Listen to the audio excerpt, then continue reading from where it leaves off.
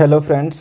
हम एक और नई करंट अफेयर की वीडियो लेकर आए हैं जो कि आरओ एआरओ और जो पीसीएस की जो प्रीलिम परीक्षा होगी उसके लिए महत्वपूर्ण होने वाली हैं। इससे पहले की जो वीडियो हैं आप उनको भी देख सकते हैं, रिवीजन कर सकते हैं। तो चलिए शुरू करते हैं। पेरू में प्राचीन चावेन संस्कृति से मंदिर पर संबंधित,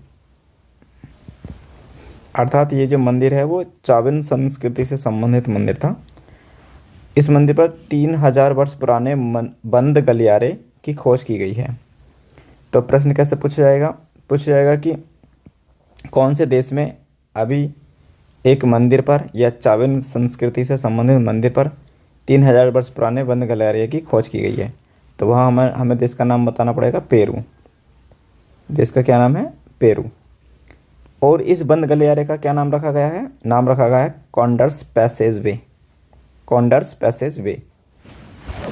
तो दोनों तरीके से पूछा जा सकता है, गलियारे का नाम भी पूछा जा सकता है कॉन्डर्स पैसेज वे, और या फिर किस देश में हुआ है ये ऐसा।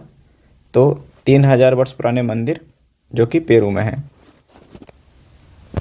अगली न्यूज है यूएई यानी यूनाइटेड अरब एमिरेट्स, संयुक्त अरब अमीरात एशियाई प्रशांत मनी लॉन्ड्रिंग पर पर्यवेक्षक का दर्जा पाने वाला पहला अरब देश बन गया है। देखिए, इस तरह के प्रश्न काफ़ी पूछे जाते हैं यूपीपीएससी की परीक्षा में। तो इस प्रश्न को आप इम्पोर्टेंट समझें और अच्छे से याद कर लें। यूएई पहला अरब देश बना है जिसको एशियाई प्रशांत मनी लॉन्ड्रिंग पर पर्यवेक्षक का दर्जा मिला है। तो पूछा जाएगा अभी हाल ही में किस अरब देश को मनी लॉन्ड्रिंग पर पर्यवेक्षक का दर्जा प्राप्त हुआ है? तो यूएई। ऐसे ही यूएई से संबंधित एक न्यूज़ ये थी कि भारत के जो पर्यटक हैं उनमें से भारत के पर्यटकों ने किस देश में सबसे ज़्यादा यात्रा की है? तो यात्रा करने का क्रम था भारत के पर्यटकों का। पहले एक नंबर पर था यूएई, यानी सबसे ज़्यादा यूएई को भारत के पर्यटकों ने यात्रा की है। दूसरे नंबर पर था सऊदी अरब और तीसरे नंबर पर था यूएसए और चौथे नंबर पर था सिंगापुर। लेकिन बात की जाए कि किस देश के पर्यटक सबसे ज़्यादा भारत आए, तो सबसे ज़्यादा आए थे यूएसए से। इनका क्रम भी हमें याद रखना था, यूएसए, उसके बाद में बांग्लादेश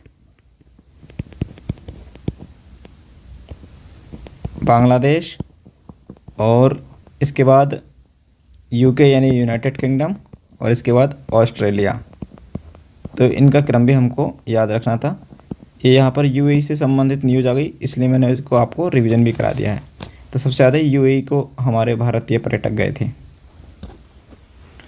चलिए अगली न्यूज़ देखते हैं। इम्पोर्टेंट न्यूज़ है ईरान एससीओ यानी शंघाई कॉरपोरेटिव ऑर्गेनाइजेशन, शंघाई सहयोग संगठन का नया स्थायी सदस्य बना है। तो पूछा जा सकता है कि अभी शंघाई सहयोग संगठन का नया सदस्य कौन सा देश बना है? तो ईरान। और ये कौन सा सदस्य होगा? 9वां सदस्य होगा। इसका मतलब 8 पहले ही होंगे। एससीओ की यानी शंघाई सहयोग संगठन की स्थापना जो हुई थी वो 1996 में हुई थी और ये 5 देशों ने मिलकर की थी जिनको शंघाई 5 के नाम से जाना जाता था। वह कौन से 5 देश थे? एक तो रूस, चीन, कजाकिस्तान, किर्गिज़स्तान और ताजिकिस्तान। ध्यान रखिए, इसमें एक तो तुर्कमेनिस्तान शामिल नहीं था और ना अभी भी है। तुर्कमेनिस्तान अब भी नहीं है और उज़्बेकिस्तान भी नहीं था उस समय शामिल, लेकिन उज़्बेकिस्तान अब शामिल है। देखिए 2001 में उज़्बेकिस्तान इसमें शामिल हुआ। तो 5 तो पहले ही थे ये, रूस, चीन, कजाकिस्तान, किर्गिज़स्तान और ताजिकिस्तान। लेकिन 2001 में उज़्बेकिस्तान भी इसमें शामिल हो गया। तो इसकी संख्या कितनी हो गई थी? 6 हो गई थी। और 2017 में भारत और पाकिस्तान भी इसमें शामिल हो गए थे, इसके स्थायी सदस्य बन गए थे। तो संख्या कितनी हो गई थी? 8 हो गई थी। लेकिन अब एक ईरान और जुड़ गया है इसमें, तो अब संख्या कितनी हो गई है? 9 हो गई है। शंघाई सहयोग संगठन का मुख्यालय बीजिंग में है। ध्यान रखना, नाम इसका शंघाई से है तो इसलिए इसका मुख्यालय शंघाई नहीं है बल्कि बीजिंग में है। तो ये इम्पोर्टेंट न्यूज़ थी, ध्यान रखना है। देखिए ईरान से मुझे एक नाम याद आ रहा है, इज़राइल का। तो एक तो bank of Israel, bank of Israel, Israel को, बैंक ऑफ इज़राइल को किस में शामिल किया गया है? ICCR। इज़राइल से संबंधित एक न्यूज़ ये थी कि किस देश ने अभी न्यायपालिका के अधिकार छीनने वाला बिल पास किया है? तो इज़राइल ने ऐसा किया है जो न्यायपालिका का अधिकार मतलब छीन लिया गया है उस बिल से। मतलब सुप्रीम कोर्ट के फैसले को भी अब वहाँ की संसद बदल सकती है, पलट सकती है वहाँ के सुप्रीम कोर्ट के निर्णय को। तो ये देश भी इज़राइल है।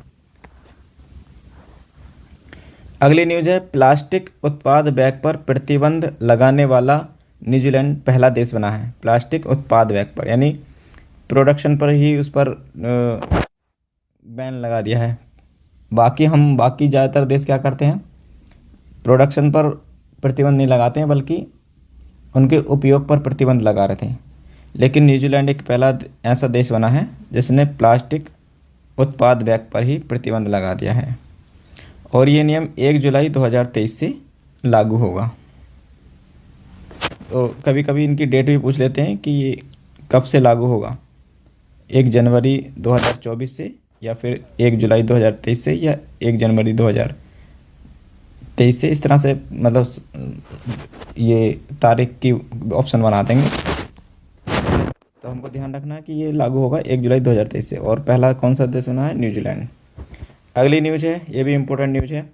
अफ्रीकी देश गैबोन ने प्रकृति के बदले ऋण की अदला बदली पहल आरंभ की है। तो प्रकृति के बदले ऋण की अदला बदली, ये एक योजना, एक पहल है, नया इनिशिएटिव है। तो ये किसने शुरू की है? अफ्रीकी देश है गैबोन, इम्पोर्टेंट है ये। गैबोन ने शुरू की है प्रकृति के बदले ऋण की अदला बदली पहल। और इस अवधारणा की जो कल्पना की थी सबसे पहले 1980 के दशक में, वो की थी थॉमस लवजॉय ने। तो ये देखिए पर्यावरण का क्वेश्चन बन गया है और ये हमारा करंट अफेयर का प्रश्न बन गया है। ऊपर जो बना है वो करंट अफेयर से संबंधित है और नीचे अगर ये पूछा जा सकता है, नीचे वाला प्रश्न पर्यावरण में भी मिला के पूछा जा सकता है कि सबसे पहले प्रकृति के बदले ऋण की कल्पना की अवधारणा किसने दी थी? तो थॉमस लवजॉय ने दी थी। अगली न्यूज है, ब्रिक्स शहरीकरण मंच का आयोजन डरबन में किया गया। देखिए 15वां जो ब्रिक्स सम्मेलन हुआ है, 15वां ब्रिक्स सम्मेलन, वो दक्षिण अफ्रीका के जोहान्सबर्ग में हुआ है। लेकिन ब्रिक्स के शहरीकरण मंच का आयोजन जो हुआ वो जोहान्सबर्ग में ना होकर के डरबन में हुआ है। तो इसलिए ये अलग हुआ है, तो इसलिए इम्पोर्टेंट है, पूछा जा सकता है। तो ब्रिक्स शहरीकरण मंच का आयोजन किस शहर में हुआ है? ऑप्शन वहाँ दक्षिण अफ्रीका के 4 शहर मिल जाएंगे, जैसे जोहान्सबर्ग जरूर होगा उसमें ऑप्शन, क्योंकि जोहान्सबर्ग का तो हम पढ़ते ही आ रहे हैं ब्रिक्स से संबंधित जितनी भी खबरें आई हैं उसमें। लेकिन ये जो शहरीकरण मंच का आयोजन हुआ वो डरबन में हुआ है। अगली न्यूज, चीन ने विश्व का पहला मीथेन ईंधन वाला रॉकेट लॉन्च किया है। तो पूछा जा सकता है अभी किस देश ने मीथेन ईंधन वाला रॉकेट लॉन्च किया है? तो मीथेन ईंधन वाला रॉकेट किसने लॉन्च किया है? चीन ने लॉन्च किया और उसका नाम क्या है? JUICO-2। दोस्तों एक न्यूज़ मुझे ये याद आ रही है, जैसे कि अभी ये हमने एक न्यूज़ पढ़ी थी कि संघाई सहयोग संगठन का स्थायी सदस्य बना है ईरान। तो ऐसे ही इस एक और संगठन है जिसका नाम है आसियान। तो आसियान में भी अभी कुछ एक सम्मेलन हुआ था, उसका नाम क्या था जो हमें पिछली न्यूज़ में आ चुका है? तो पारंपरिक औषधियों पर एक सम्मेलन हुआ था। पारंपरिक औषधियों पर भारत और आसियान के मध्य एक सम्मेलन हुआ था।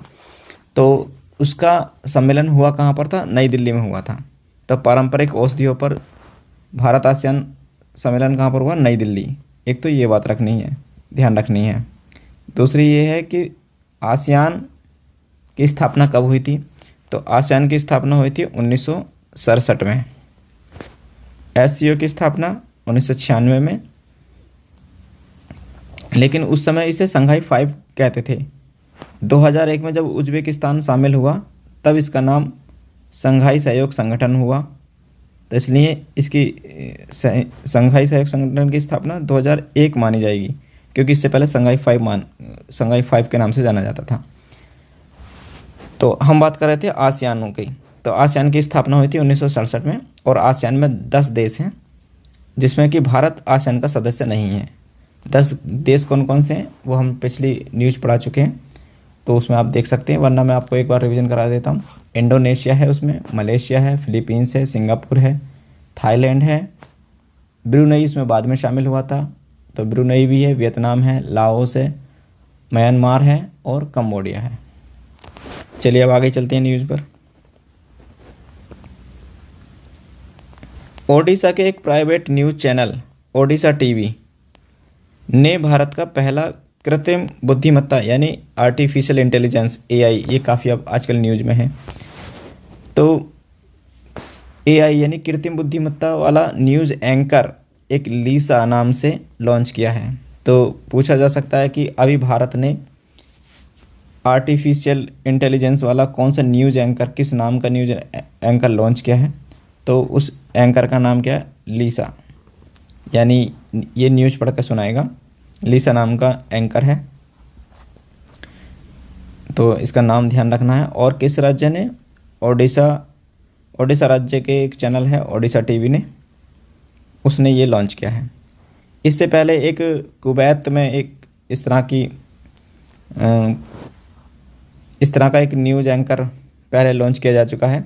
तो कुवैत में एक न्यूज़ एंकर था जो आर्टिफिशियल इंटेलिजेंस से संबंधित है, जिसका नाम था फेधा।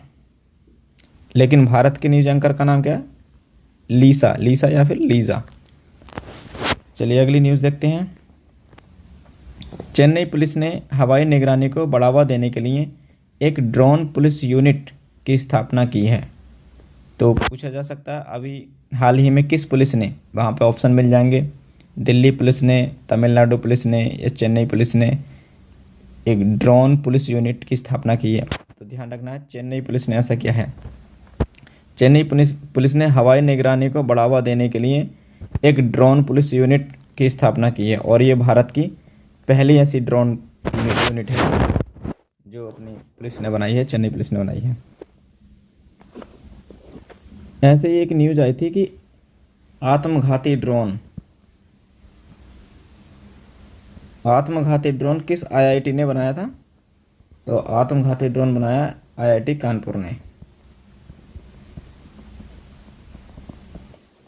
आईआईटी कानपुर।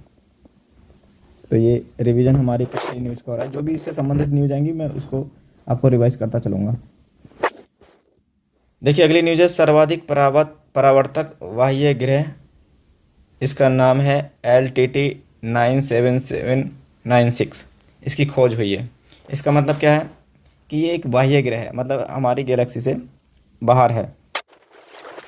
तो एक बाह्य ग्रह है जिसका नाम है LTT 97796, ये सर्वाधिक परावर्तक ग्रह है। इसका मतलब सूर्य का प्रकाश कोई सबसे ज़्यादा रिफ्लेक्ट कर रहा होगा, और जिस ग्रह से सबसे ज़्यादा प्रकाश रिफ्लेक्ट होगा यानी परावर्तित होगा, टकरा के वापस आएगा, तो वो सबसे ज़्यादा चमकीला हमको दिखाई देगा।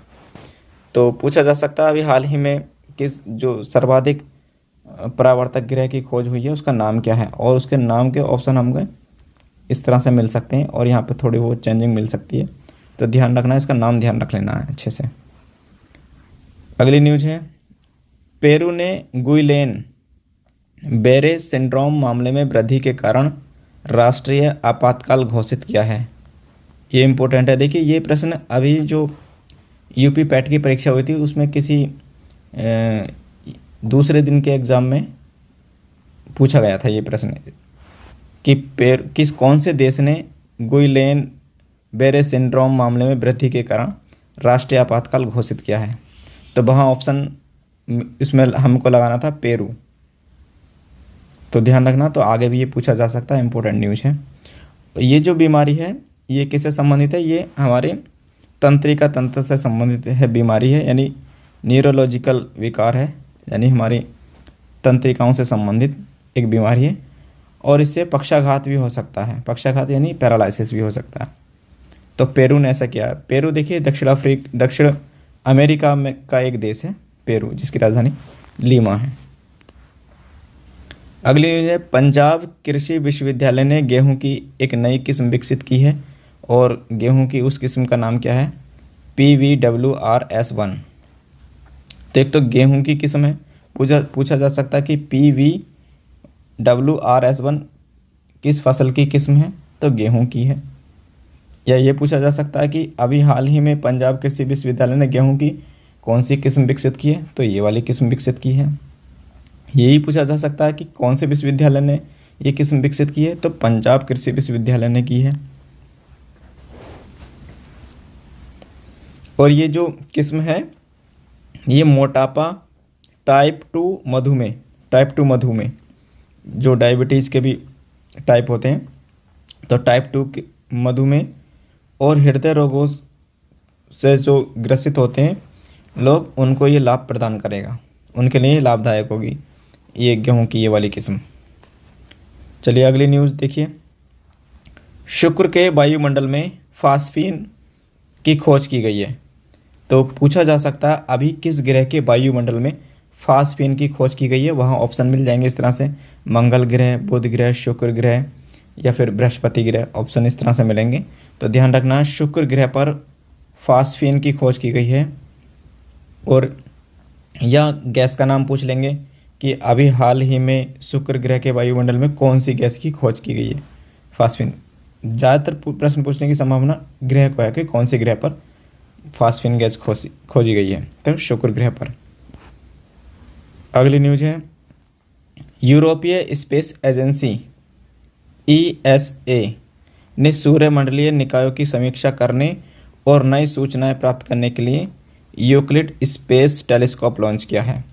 तो ये भी ऐसा पूछा जा सकता है कि यूरोपीय स्पेस एजेंसी ने अभी कौन सा टेलीस्कोप लॉन्च किया है? 4 टेलीस्कोप के नाम दे देंगे, तो इसलिए हमको ध्यान रखना है यूक्लिड स्पेस टेलीस्कोप। और फिर हमको ये भी ध्यान रखना कि किसने लॉन्च किया है? तो यूरोपीय स्पेस एजेंसी। ऑप्शन में इस तरह से मिलेंगे कि नासा ने लॉन्च किया है, या इसरो ने लॉन्च किया है, या जापान की कुछ जैक्सा ने लॉन्च किया है। तो ध्यान रखना कि हमको यूरोपीय स्पेस एजेंसी ने लॉन्च किया है यूक्लिड स्पेस टेलीस्कोप। ये जो एक गणितज्ञ थे यूक्लिड, उनके नाम पर ये टेलीस्कोप का नाम रखा गया है। अगली न्यूज है, भारतीय विज्ञान संस्थान और जापान के निगाता विश्वविद्यालय के वैज्ञानिकों ने हिमालय में 600 मिलियन वर्ष पुरानी नदी की बूंदों की खोज की है। देखिए हिमालय के चट्टानी क्षेत्र में चट्टानों के बीच में पानी की बूंदें मिली हैं, और उन पानी की बूंदों का अध्ययन करने से ये पता चला कि ये 600 मिलियन वर्ष पुरानी हैं। यानी वही उसमें गुण हैं जो अब से 600 मिलियन वर्ष पुराने पानी की जो प्रॉपर्टीज़ होंगी उनसे मैच करती हैं। तो इसका प्रश्न ऐसा बन सकता है कि अभी हाल ही में कहाँ पर या किस पर्वत श्रृंखला पर 600 मिलियन वर्ष पुरानी नदी की बूंदें खोजी गई हैं या पानी की बूंदें खोजी गई हैं? वहाँ ऑप्शन मिलेगा जैसे रॉकीज पर्वत, एंडीज पर्वत, आल्प्स पर्वत या फिर हिमालय। तो हमको ध्यान रखना हमारे पास में ही है हिमालय, तो हिमालय में ऐसा हुआ है। अगली न्यूज, तेजी से पिघल रहा लद्दाख का पारकाचिक ग्लेशियर। तो पहली बात तो यही पूछा जा सकता है कि पारकाचिक ग्लेशियर कहाँ पर है? तो लद्दाख में है।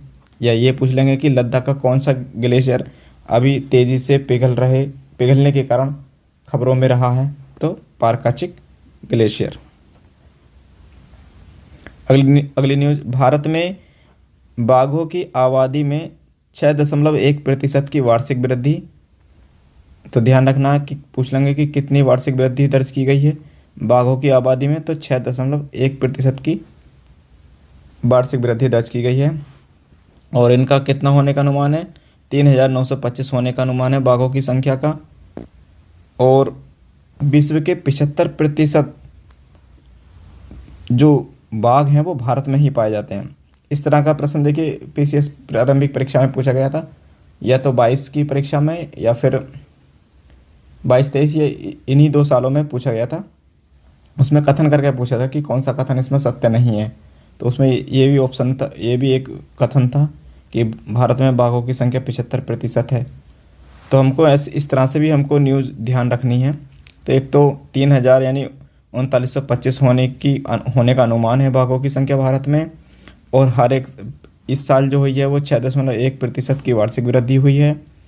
75% बाघ भारत में ही पाए जाते हैं और भारत के मध्य प्रदेश में सर्वाधिक बाघ पाए जाते हैं, जिनमें मध्य प्रदेश में इनकी बाघों की संख्या कितनी है, 785 है। चलिए अगली न्यूज। बॉम्बे हाई कोर्ट ने गोवा सरकार को महादेई वन्यजीव अभयारण्य को बाघ रिजर्व के रूप में अधिसूचित करने का निर्देश दिया है। तो एक तो यही वन्यजीव अभयारण्य का नाम ध्यान रखना है कि ये गोवा सरकार को कौन सी वन्यजीव अभयारण्य को बाघ रिजर्व के रूप में अधिसूचित करने का निर्देश दिया है, तो महादेई वन्यजीव अभयारण्य को। अगली न्यूज है हेनले पासपोर्ट इंडेक्स। देखिए अब तक जो रहा था पिछले 5 सालों तक जापान पहले नंबर पर था, जापान हेनले पासपोर्ट इंडेक्स में। लेकिन अब जापान जो है वो तीसरे स्थान पर आ गया है, जापान इसमें हेनले पासपोर्ट इंडेक्स में, इसलिए ये न्यूज़ इम्पोर्टेंट है। तो अब हेनले पासपोर्ट इंडेक्स में पहले नंबर पर कौन आ गया है, सिंगापुर। और दूसरे नंबर पर 3 देश दूसरे नंबर पर हैं। तीनों देशों की रैंकिंग 2 ही है, जर्मनी की, इटली की और स्पेन की। इन तीनों की रैंकिंग कितनी है, 2 है। और जबकि जापान पहले नंबर से तीसरे नंबर पर खिसक गया है। और भारत की रैंक इसमें कितनी है, 80वें स्थान पर है। हेनले पासपोर्ट इंडेक्स में भारत की रैंक कितनी है, 80। अभी इससे पहले एक इंडेक्स से संबंधित एक प्रश्न और आया था, भुखमरी सूचकांक, या फिर हम कहते हैं उसे ग्लोबल हंगर इंडेक्स। तो ग्लोबल हंगर इंडेक्स में भारत की रैंक कितनी थी, 111वीं आई है, 111वें नंबर पर है। और इससे पहले कितनी थी, 107 थी। इसका मतलब 4 अंकों का हमको नुकसान हो गया है भुखमरी सूचकांक में। और उसको भुखमरी सूचकांक को कौन जारी करता है, उसको करता है एक तो वेल्थ हंगर हिल्फे और वर्ल्ड वाइड कंसर्न। और अंतिम स्थान पर कौन सा देश रहा था, उसमें अंतिम स्थान पर रहा था सेंट्रल अफ्रीकी रिपब्लिक, जो कि 125वें स्थान पर रहा था। ऐसे इसमें हेनले पासपोर्ट इंडेक्स में अंतिम स्थान पर कौन है, अफगानिस्तान। ऐसे इसमें भुखमरी सूचकांक में अफगानिस्तान कौन से स्थान पर था, अफगानिस्तान 114वें स्थान पर था। और भारत की रैंक 111वीं है।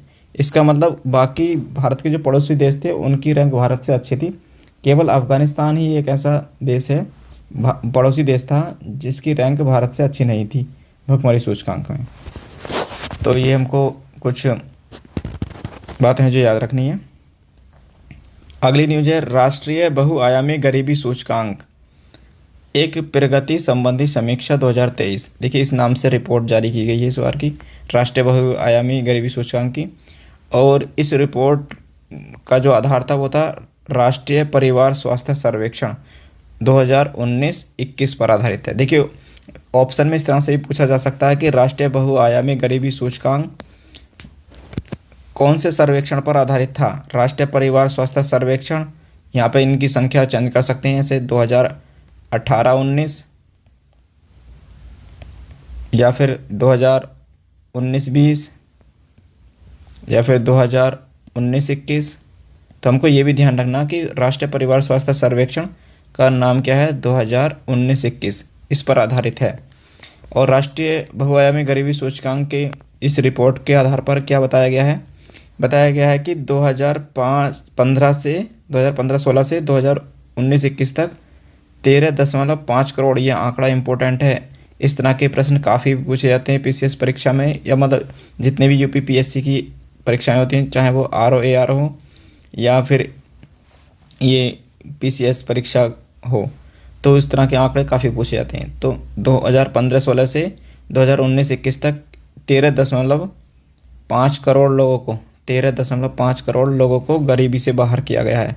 पूछा जाएगा कि राष्ट्रीय बहुआयामी गरीबी सूचकांक के अनुसार कितने लोगों को गरीबी से बाहर किया गया है, तो 13.5 करोड़ लोगों को। पहले संख्या थी 24.85% गरीबी लोग थे, लेकिन अब घट कर के संख्या कितनी रह गई है, वो 14.96% रह गई है। तो इसका मतलब कितनी कमी आ गई है, 9.89% की कमी आई है। तो ये आंकड़ा भी इम्पोर्टेंट है कि कितने प्रतिशत की कमी हुई है। तो 9.89%, प्रतिशत में पूछें तो इतना, और अगर संख्या में पूछें तो 13.5 करोड़। सर्वाधिक कमी जो हुई है, सर्वाधिक कमी यानी गरीबी से सबसे ज़्यादा किस राज्य से हमने बाहर निकाला है, तो उत्तर प्रदेश से। उत्तर प्रदेश की वैसे भी जनसंख्या सबसे ज़्यादा है, तो गरीबी में से भी सबसे ज़्यादा यहीं से लोग निकलेंगे। तो ध्यान रखना है, उत्तर प्रदेश से सर्वाधिक हमने कमी दूर की है। उसके बाद में बिहार, फिर मध्य प्रदेश। इनका क्रम भी याद रखना है आपको, उत्तर प्रदेश, बिहार और मध्य प्रदेश। अब कुछ पुरानी न्यूज़ की कुछ रिवीजन कर लेते हैं। देखिए, नो लिटिगेशन पॉलिसी 2023 किस राज्य ने मंजूरी दी है नो लिटिगेशन पॉलिसी को, तो हरियाणा राज्य ने। और हरियाणा से ही संबंधित एक न्यूज़ ये थी कि हरियाणा के पलवल में उत्तर भारत की सबसे बड़ी लॉजिस्टिक स्किल एकेडमी खोली जाएगी। ध्यान रखना है कि पलवल में उत्तर भारत की सबसे बड़ी लॉजिस्टिक स्किल एकेडमी खोली जाएगी। और हरियाणा से ही संबंधित एक न्यूज़ ये थी कि हरियाणा के गुरुग्राम और नूह में विश्व की सबसे बड़ी जंगल सफारी बनाई जाएगी। एक न्यूज़ ये थी कि international temples convention and expo कहाँ पर आयोजित होगा, ये वाराणसी में आयोजित होगा, अंतर्राष्ट्रीय टेम्पल्स कन्वेंशन एंड एक्सपो।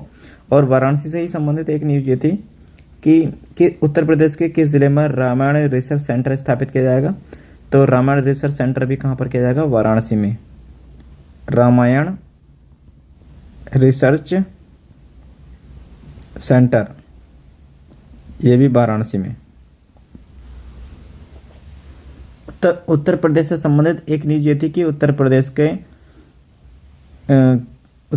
के किस एयरपोर्ट को, या उत्तर प्रदेश का कौन सा एयरपोर्ट सौर ऊर्जा से संचालित होने वाला पहला एयरपोर्ट बनेगा, तो वो एयरपोर्ट है प्रयागराज एयरपोर्ट, जो सौर ऊर्जा से चलेगा, प्रयागराज एयरपोर्ट।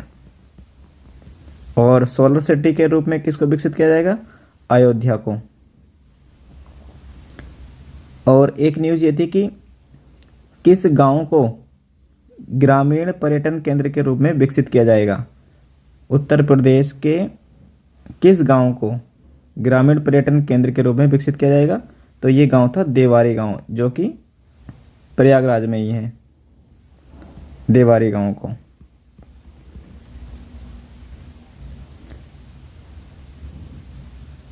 चलिए फिर मिलते हैं अगली वीडियो में, आज के लिए इतना ही रहने देते हैं।